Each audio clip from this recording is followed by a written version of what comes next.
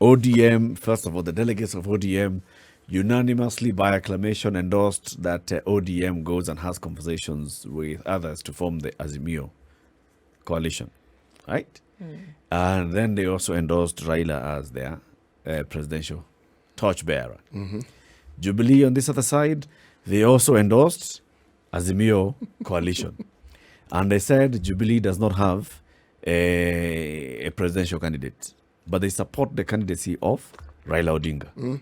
And they also recognize and acknowledge the candidacy of Wiper's Kalonzo Musyoka, who was there. And they acknowledge that there is something called the One Kenya Alliance, which is saying that they are open to talks. And President Uhuru Kenyatta then saying that, I am willing to participate as leader of Jubilee in conversations around the formation of this Azimio One Kenya, or whatever it's called. So is Azimio going to become Azimio One Kenya? Is One Kenya going to become Azimio's One Kenya? Or what's going to happen in this particular conversation? This is what we are asking ourselves this morning. So our guest, EDWIN SIFUNA, joins us in the studio, and he is here now. He's the ODM Secretary General as we continue the conversation. Which way now? What's this grand coalition? There was supposed to be a very big rally over this week, yesterday, mega rally at the historic city grounds, a day after this political weekend of national delegates conferences didn't take place. Azimio had said that they were going to have conversations this week, starting today, on signing a coalition agreement with like-minded people. They yesterday said, that is on ice. We are still open to talks. I mean, there are more people who are talking. Earlier, City, you said this is likely to be a grander coalition than anything else. We've ever seen in the country. Because? Everybody is queuing. That's why I said there are parties. Every time I read, I come across acronyms of parties I've never heard of. But they must exist for them to actually... But you recognize a few individuals who are supposed to head these parties. At least you've heard the name before. You know that they exist. They've been in the political realm for some time. But what puzzles me about all this, that people are thinking of ganging up into even bigger gangs is a good thing from a political perspective. But that Parliament did a thing the other day with regards to coalitions. Yes. I'd like to understand how this also plays into all this, because that wasn't for nothing. Yes. Our parliamentaries rarely do anything for nothing, and usually it's something that's going to benefit them. So I'd like to understand how this is going to benefit them. It's a long game. EDWIN SIFUNA, welcome. Thank you so much for having me. It's great to see you again, all of you. Good to have you on the show again. Yeah, Karibu sana. Asante sana. As ODM Secretary General, well done for organizing a big event. We all saw it. It went on smoothly. Thank you. There are some of your members who have out there complained that they were not welcomed into this party that was happening on Saturday. First, maybe address them. Well, first of all, Eric, the constitution of the party gives me, as the Secretary General of the party, the powers to convene meetings. And under those powers, I am the one who invites people to those meetings. So the people who constitute the Delegates Convention are set out in the Constitution. It is not for me to say you can come and you can't come. So if you look at our Constitution, it is listed there who are the members of the Delegates Convention. It is members of Parliament, it is members of the National Executive Committee, it is the governors, it is the branch executive chairs, the county chairs, and so forth. The list is there. And then it caps off by saying that whatever the number of delegates at the convention, it cannot exceed 3,000 people. So I want you to understand that as the SG of ODM, I really respect my job and I respect the constitution of the party. So I am the convener of the meeting. I know everybody who are invited. So if you were not invited, then I cannot allow you into the meeting, because then any decisions that I take there would essentially be subject to challenge because of the constitution of the organ, you know. So anybody who's complaining, you would then challenge them to tell us under what category in that constitution were they coming, and did they receive an invitation from the convener of the meeting, who's the Secretary General of ODM. And because I know everybody that I invited, then they would have to tell us. Are there people that you were supposed to invite according to the Constitution that you were not able to invite because of the capping of the delegates? Absolutely not, because I don't have that choice, you know. So I don't all have the that branch choice chairpersons as ODM. So the branch chairpersons are members of the National Delegates Convention. There are these delegates from the constituencies that we call top-up delegates that are determined by the branch executive committee. So, for instance, we had another 1,700 after all inviting all these other categories. You have about 1,700 that need to be topped up as delegates from the constituencies.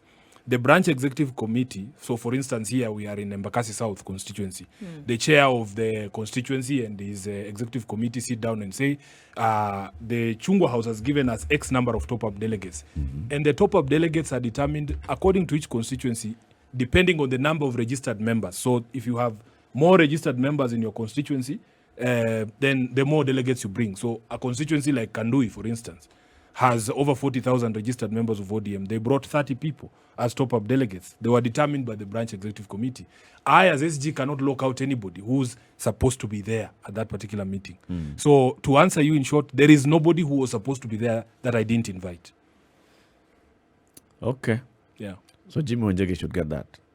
No, you know, I mean, one of the things that you have to understand, and I've said this a number of times, Latif, people are on various agenda. Everybody is trying to run an agenda. City was just alluding to it, saying, oh, we are hearing even political parties and acronyms and people that, you've never heard about. So he is not a delegate.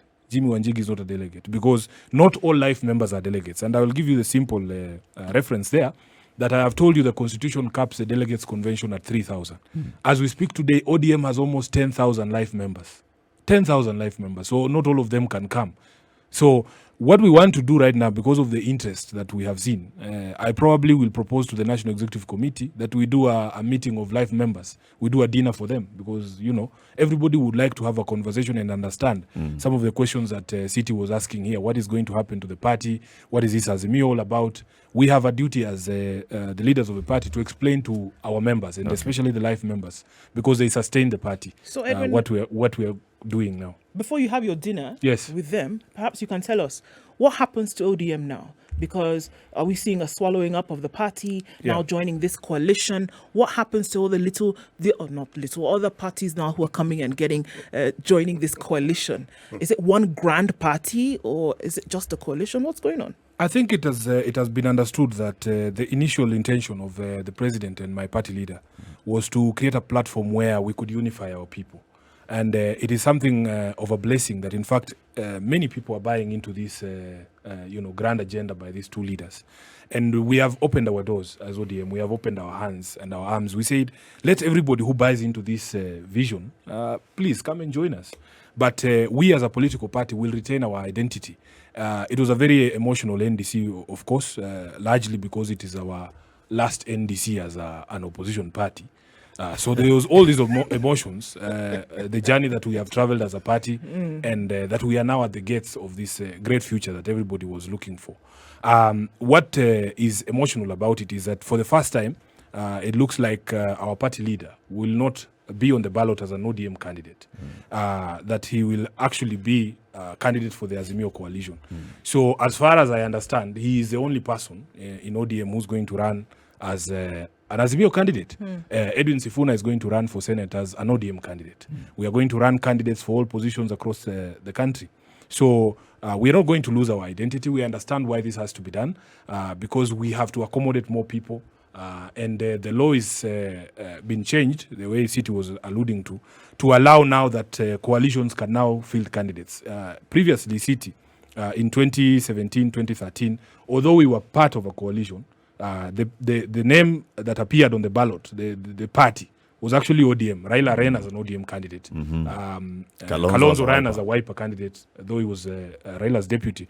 So now, Raila can run as an Azimio candidate under that coalition and allow the constituent parties to field candidates for all the other positions. Has Azimio been registered? I believe so. It has been registered now. And what we are waiting for is the formal launch. I heard you allude to questions about the rally yesterday. It has been a very, very rigorous week. You will agree with me that, in fact, the number of activities we've had, and we are human, Eric, we also get exhausted. We felt that we needed a break, and especially from the high of Saturday, it was deemed probably unnecessary for us to have the rally at Kamkunji. Really? But yes, absolutely. I mean, you're all experienced political actors. Yes. By the time you were planning and saying we are going to have an NDC on Saturday, Yes. and then on Sunday we'll have this mega rally, Yes. you all knew your human limitations, and you knew the hype that was going to be generated from Saturday. So at what point did you decide that we are too tired to have a Sunday You meeting? know, Latif, you're a man like me. I am sure you've been in situations where you thought you could reach certain heights and failed. It's human, you So know. who got Sometimes tired? you get yourself you get yourself in that situation, and you're like, "Hey, this has really drained me." So who got tired? Is it Raila who no, got tired? Is Even it Uhuru I, who as got tired? SG, I can tell you for a fact. Even just waking up today was a miracle, because it has been such a difficult week for us with everything that we needed to put together. But that a schedule has already been released, and I am sure it has been shared with you as members of the media, that in fact we have all these political engagements starting Wednesday across the country, and then we will now finalize with a mega rally. The rally that was supposed to happen yesterday will now happen in 2 weeks' time at Kasarani. So it is not that there is, sometimes things are just as they appear. There is not always a sinister explanation. Allow me to say something that may offer some assistance. Yeah? Yes. When you have rallies such as the one you had, the NDC meeting, Yeah. one of the things that happens is adrenaline is pumped. The hype of it, everything about it. Now, the problem with adrenaline is this. When it now begins to even out and go back to normalcy, what then visits you is fatigue that you even find shocking. You actually find you have no energy at all. And you think, So I think. So you believe I it's think sitting. You believe that because of the hype of Saturday, maybe the parties then felt Sunday may just be too much. I'm giving it as an alternate. But these are politicians. I'm just helping the politician come up with some excuse that one listens to and says, this can be plausible. It is not an impossibility for that to have happened. It is indeed not. The only unfortunate thing is the believability factor when it is that when we're talking with politicians. That's where we have a Actually, I think the problem was a communication problem, because we knew this Sunday rally was off as early as Tuesday or last week. So it's probably that we didn't communicate well, because the initial schedule had already been given that there would be that rally. But in all honesty, these things are, you don't have to read much into everything. In fact, it was just thought it would be overkill. Look at everything we did on the NDCs for all the other political parties. We had is it Muungano? We had the one for NAC Kenya. Then we went to UDM. Then we came to our NGC. Then we did the NDC. Then there was a Jubilee. I mean, it was just a week that was loaded, and also you in the media and even the public need time to make sense of all this. And we are resuming on Wednesday. So if you see me appearing fatigued on Wednesday, then we can have this conversation. We should understand. No, don't understand. Ask me then about this thing of adrenaline and the others. That is Something really, I noticed Edwin, on Saturday, Yeah. is during the ODM NDC, Yeah. the mention was for ODM to endorse joining Azimio coalition. Yes, absolutely. And ODM endorsing Raila to be ODM's flag bearer in Azimio coalition. Correct. Crossover into KICC. Yeah. And there's a Jubilee NDC going on. Yeah. And the mention is not just Azimio. The president, the leader of Jubilee, was talking about Azimio One Kenya coalition and saying Raila Azimio One Kenya coalition. Are those two different things, or what's the status here? I think it is just misnomer, because I think it is the same thing, that in fact people are joining Azimio coalition. And the president, because of his role, he has to accommodate more people that probably feel they are safer coming through his hands than directly to us as Azimio. So there's a lot of conversations that are happening. People need to be given assurances. You've had people make reference to promises not kept in the past. Yep. Some people want guarantors for the promises that will be made now, or sureties, as we call them in court. So whatever makes people comfortable, but the overriding objective is to make sure that we have a broad-based coalition that is able to deliver victory for not just ourselves as ODM, but that for the first time, every part of the country will feel that they are part of government, So you can see all these political parties and political players from across the country. If in fact Azimio wins, it will be the first time that a government is, that widespread in terms of the support that it received and the people who feel that they participated in forming that government. Initially, in the early years of Jubilee, there was this feeling that it was a government for Rift Valley and Central, you know. So this particular time around, if this coalition secures victory, which we know we will, then it will be the first time that many political players from all across political persuasions and regions will be feeling that they participated in formation of that government. Why do you think the One Kenya Alliance is not comfortable coming directly into Azimio? No, I think they have. We get a sense that that's why we're hearing Azimio-One Kenya. They Alliance. have made it public, and they also, they have alluded to our history together. We have different views about that history, and where to apportion blame, what are the causes of mistrust in that coalition. But that is water under the bridge. Number two, Latif, people are positioning themselves for negotiation. So that when they talk about three parties, that it is One Kenya on one side, Jubilee on the other, and ODM on the other, they are also positioning themselves that whatever the spoils of the election, then they will be distributed according to that formula. But the question then becomes, what happens to the other political parties? Because if you have taken one leg and you are saying one leg is Oka, the other leg is ODM, the other leg is Jubilee, where does that leave my friends from PNU? Where does that leave my Ndeleo Chap? Where does that leave NAC? Where does that leave Muungano and PNU and all the others? Because all these people, and DAPK, all these people also constitute a very fundamental part of the coalition. Okay. So this is what we are saying, that we understand the posturing that is happening. We have been through this, Latif. It is nothing new. You've done this thing We've before. done this thing before. Before we take a break, I want to ask this question. Tutaelewana tu. Because we saw yesterday on KTN Home, there was a guest with Sophia Wanuna, and this is Senator Enoch Wambua, who is a member of WIPA. And he was talking about, the reasons why they feel that they want to have a different conversation as they come into this grand coalition, if at all. And one of them was the mistrust. An issue that he talked about, the division of political parties fund. The funds came to ODM and your party leader agreed, all right, so let WIPA receive 70. And he says, up to date, they have never received the 70 million.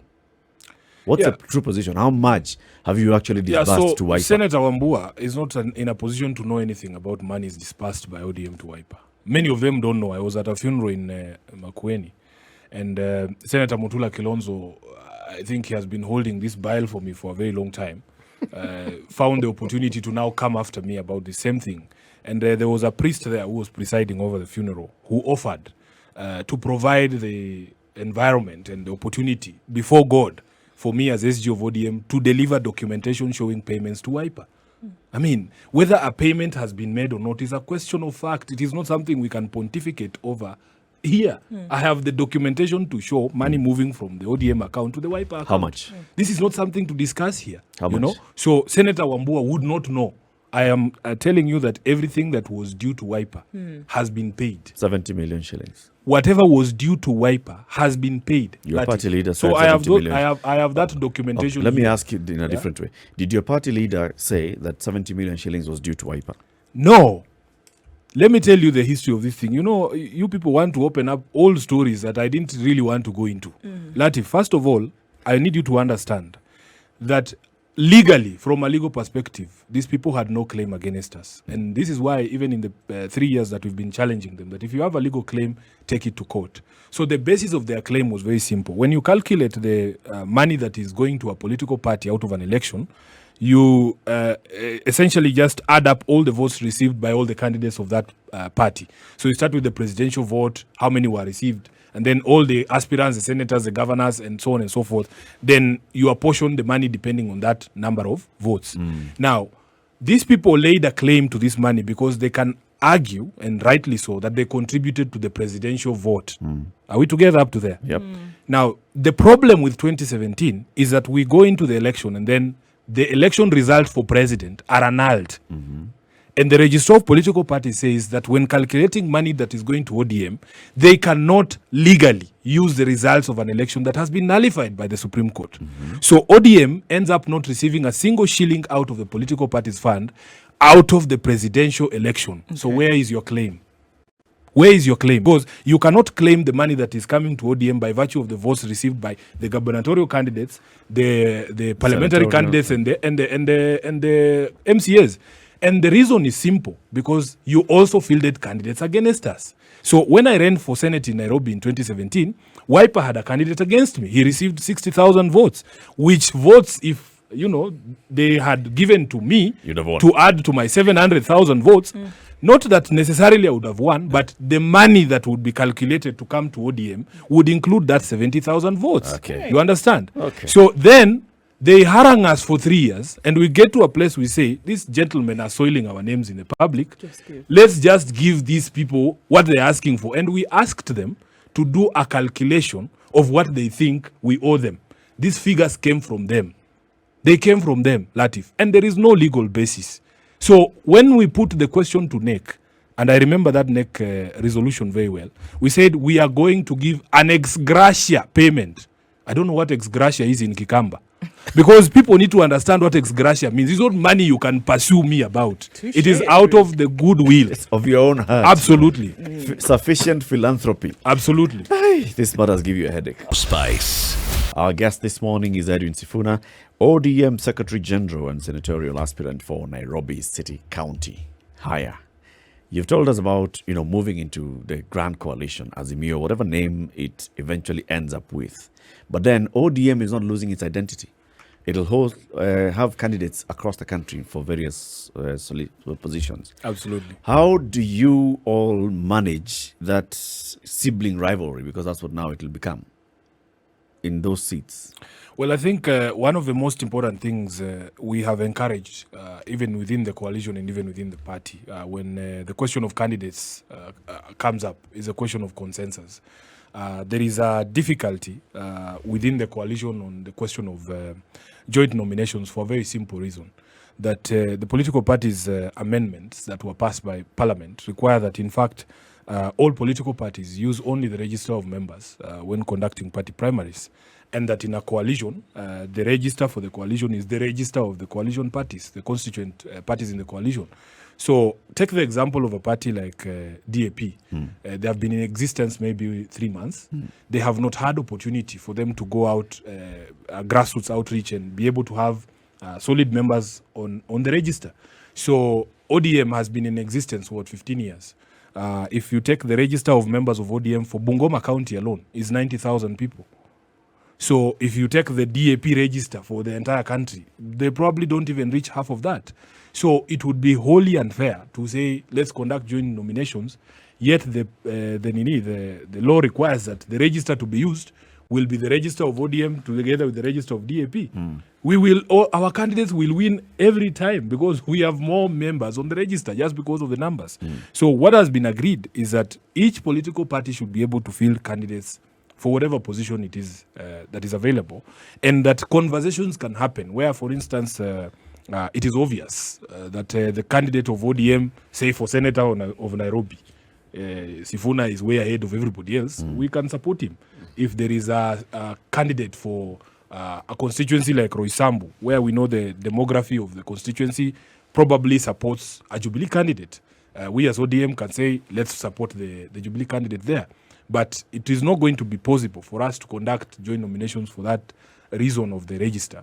So we are encouraging conversations within the political parties, within the coalition, that in fact, we hope that sense will prevail this time round. We tried it and we failed with our NASA partners, as I have just explained to you. ODM lost Langata seat by 1,000 votes to Nixon Korir. The Wiper candidate had 5,000 votes. And I remember having very difficult conversations in 2017, trying to explain to people that in this particular constituency, you really have no chance. And these things are, you can ascertain them, with precision, because science and data do not lie. We have, at ODM, explained to our members, and we are happy that both the Governing Council and the Delegates Convention agreed with us as leaders of the party that we are going to put data and science at the center of decision-making at ODM.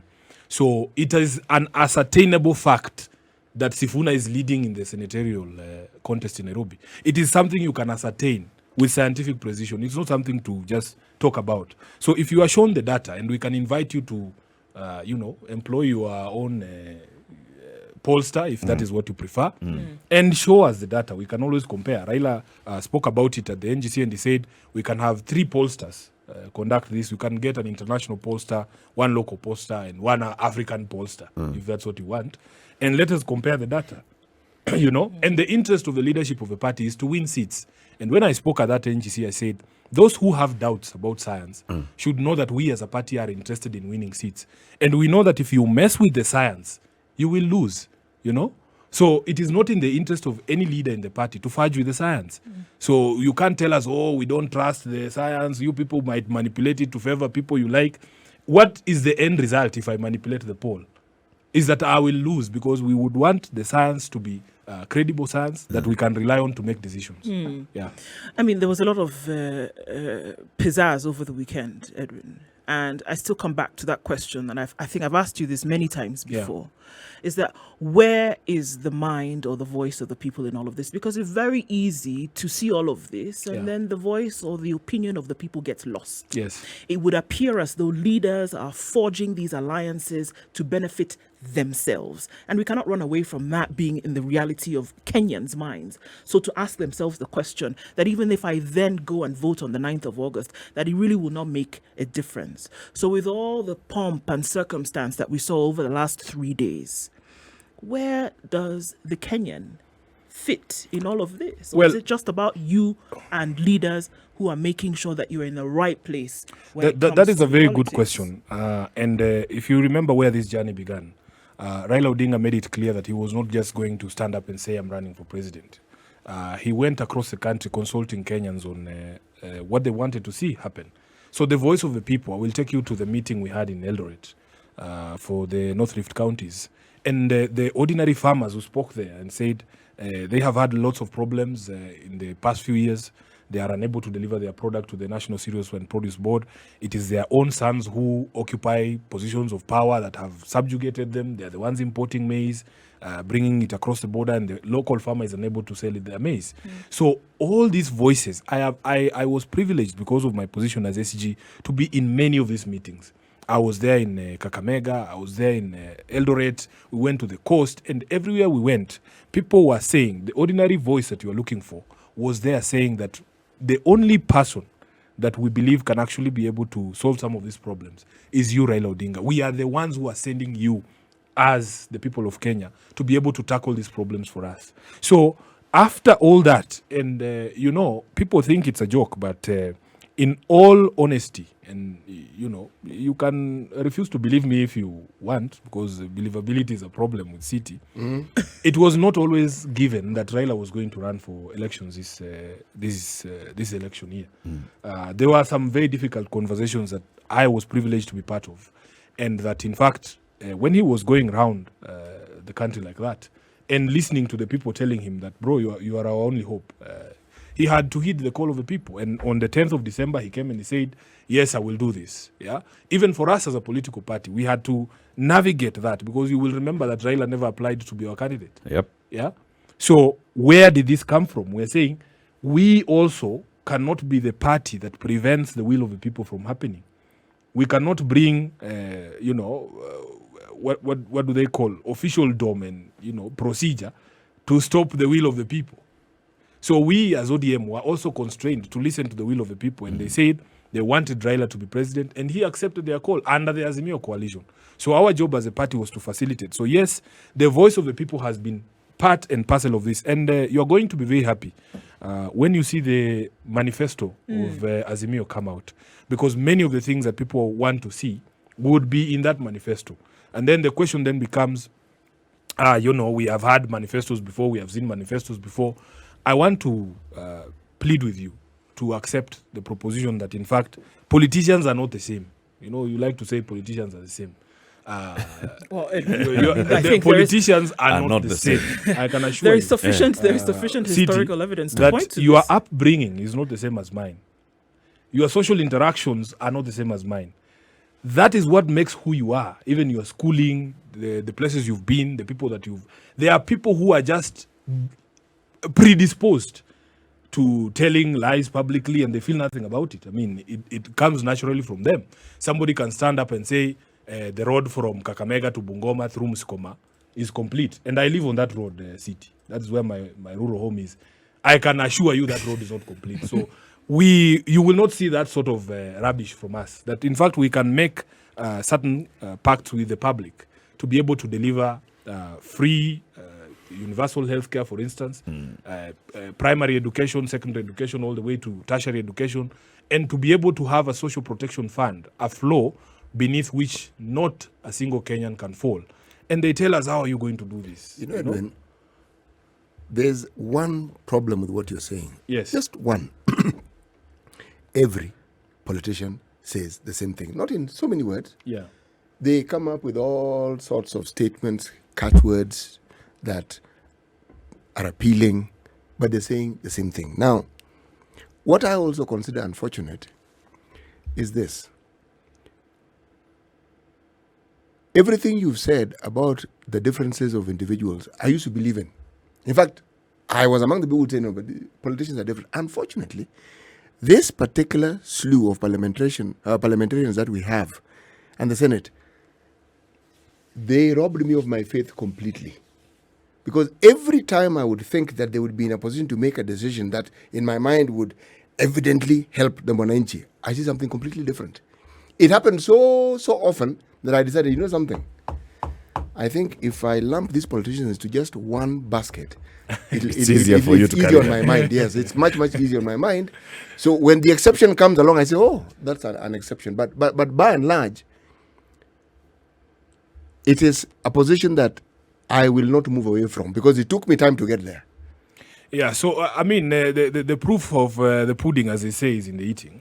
What I'm saying is that it is possible that politicians will say the same things when they're campaigning, but that does not make them the same. What distinguishes people is character, City. There are people who, I have told you, because of their socialization, their upbringing. If you grew up in a political setup where people would essentially just line up to be given free money in the 90s, and you are the one carrying sacks of money to give, your brain and it tells you that this is what the people want, We are of a different, upbringing, even if you just consider the political socialization that we have gone through. There are people who actually want to make a difference, City. And I'm telling you that you need to give opportunity to some of these people so that you can judge them. Because you see, for us as a party, we have, what are you judging us with? Edwin, what are you judging us by? And if you say all these members of parliament, they have disappointed you. No, they haven't disappointed me. They've just shown me their true colors. I am not disappointed. I'm now somebody who lives in a reality that I refused to see before. But if I'm to go by something even more palpable and real, what is the evidence of these wonderful things you speak of when you look at the governors who bear that ODM flag and they say, we happen to? What is their track record? Members of parliament with their CDF, what is their track record? Because we know the amount of money they get. Yeah. If I were just to take a random visit to the constituency or the counties, am I able to see the billions spent in those counties represented in what I see around me? If I go to the constituencies, see, it's something I see across all parties in the country. So can I do this, City? Yes. I want to reserve a seat for you in my car the next time I tour these counties, because I am a witness of the power of devolution. I have been able to see wonderful projects that are going to help our people. If you go to Kakamega, for instance, and take Governor Oparanya, look at the hospitals that he has done, the roads that he has done, the markets that he has done. Yes. Edwin, there's one hospital that has not been completed and is asking help from the national government to complete. That's just one example. Just a minute. All right, Edwin, go on, please. I think the next time we are going to be doing this show from the road, and I want you to be able to go and see these projects for yourself, so that you don't say that they have done nothing.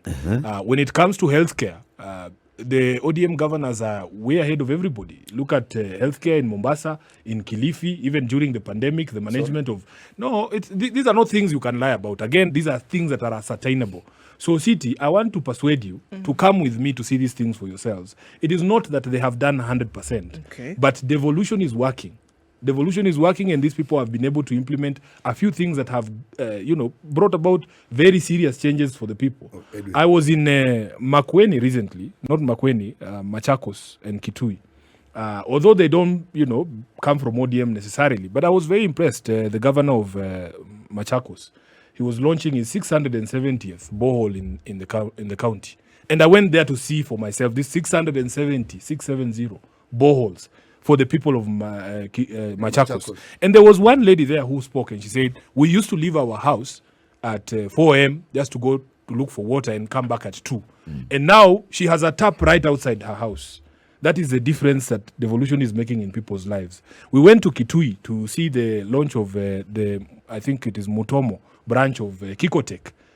My brother, these things you have to see for yourself to believe. It is not all politicians that are, bad politicians. I didn't say that. But I guess, you know what City is asking? He's talking about let's put our trust, like you said, on the ODM candidates. Yes. And an ODM government. Yes. And City is saying we have had ODM governments in several counties in this country for the last 9 years. Yes.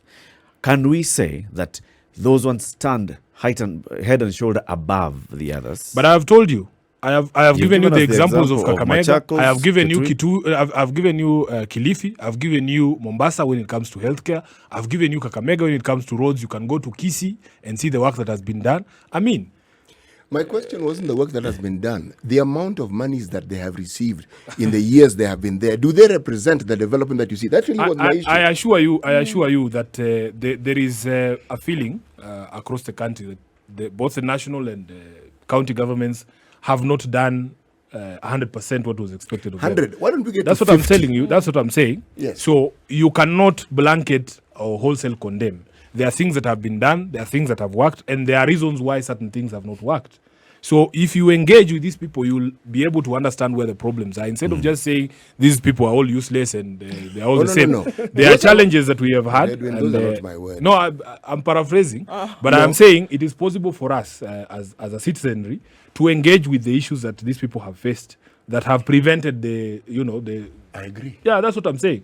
But go there and see for yourself. It is not a wilderness like or you want to paint it. Edwin, let me just speak from the point of view of where we sit. Huh? You have an extremely valid point in having gone physically to see these things. Okay? Yeah. What daunts me and what confuses me and what really puzzles me is the amount of monies that counties receive. They are colossal amounts. And when I ask the question, it is not because it is my wish to demonize them. No. When you talk about healthcare in Mombasa, absolutely true. What Governor Joe did to the former Coast General Hospital and you cannot doubt it. There's no way you can talk around it. It's evident, it's there. I am simply saying, given the raft of issues that all these counties have specific to themselves and the monies they have received, it's not... No, so can we discuss the monies that they've received? It's also not accurate to say that they are colossal amounts of money. Oh, you have just a minute. You have, say, in this financial year, was it 370 billion shillings? Yes. And you need perspective, City. What is 370 billion shillings? In a 3 trillion shilling budget. It is 6 of these super highways that you see here. Yeah? The cost here is about 70, right? So 6 of these things covering 22 kilometers is what you're talking about. It is the allocation for Lamu is maybe 2.5 billion shillings a year. That is the money Uhuru is telling us is lost in a day at the central government level. The money that was lost in Aror and Kimware is 65 billion shillings. That is enough to fund all the counties of Western and probably Rift for a year. So you need perspective as well. That in fact, look at the schedule 4 of the roles that were devolved to the counties, and then look at the resources that they're being given. In fact, it is a very serious conversation. You say you have devolved healthcare, but then all the resources are still retained here, running the so-called ministries of health, which we actually do not need if the devolution was to work as it was required to work. Why do you have an agency that manages medical supplies being a central government agency? So we need a conversation, and the beauty is that if this election goes the way that it does, that we expect it to do, we are going to have the father of devolution, the person who envisaged this system, being the head of government and extending the support that was needed from day one to be able to make devolution to work. So we have challenges, yes, we accept. We have had some governors who have performed very poorly, And again, I have had this conversation with you about the linkage between political parties and their visions and the people who actually get elected on their tickets. Yes. There has been a very serious disconnect that, in fact, people use political parties as just vehicles for elections. And then you get people elected, and like for me as the SG of a party, I can't do anything when it comes to... You cannot remind the governor of Tana River of... That this is what he said he was going to do. That's what I'm saying. I can remind him. I can do it for cosmetic purposes. I don't have the legal tools to actually enforce that. And we had proposals as leaders of political parties, for instance, for it to be in the law that the political party can reserve certain appointments in your administration so that we put in people who can actually now deliver the vision of the party in your administration. So I wish the law was such that if you are elected governor, you allow the political party that sponsored you to give you 6 experts on agriculture, on health, and so on and so forth for your cabinet. And that these are people who you cannot fire just nilly-willy. You have to refer to us as the political party for you to be able to do what? To fire them. I wish there was that nexus that political parties can enforce, even in your service delivery, the manifesto of a political party at the national level. Some of these guys will tell you, other than the ticket you gave me, the party helped me with nothing. I spent my money, I did everything for myself. Who are you to come and tell me how to run my administration? So there is that gap. And when you sit an SG of a party here and try and make him sweat on delivery, we know the gaps. We know the gaps, and we have to engage those issues so that we are able to deliver to Mwananchi in future. You want to join the Senate, and let's hope if the people of Nairobi elect you into Nairobi City County, and then you go in there as a Secretary General of the party. Yes. Are you able to hold the governors accountable? Absolutely. And, being the Secretary General of ODM is a more partisan position than being the Senator of Nairobi. Because when you are the Senator of Nairobi, you are essentially the Senator of everyone. You cannot be the Senator of ODM in Nairobi. No. So there are specific roles that have been defined for Secretary General of a party, of ODM. And there are the roles that have been assigned to me as a Senator. And that is not something you can conflate. And you have seen that even in the past, we have had members of the Senate who are members of ODM. Senator Kajwang, for instance, when he was at PAC, he didn't distinguish between ODM governors and Jubilee governors.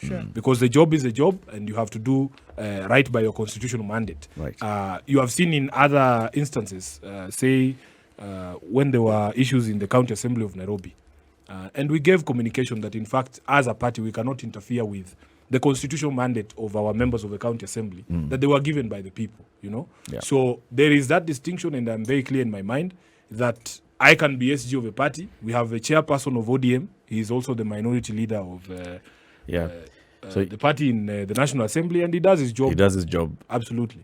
Thank you very much, Edwin, for joining us. Edwin SIFUNA is a Secretary General of ODM. He also wants to be the Senator of Nairobi City County. We've been live on KTN Home. Time for us to say goodbye to that audience, but it continues on SpiceFM and on Facebook and YouTube. SpiceFM.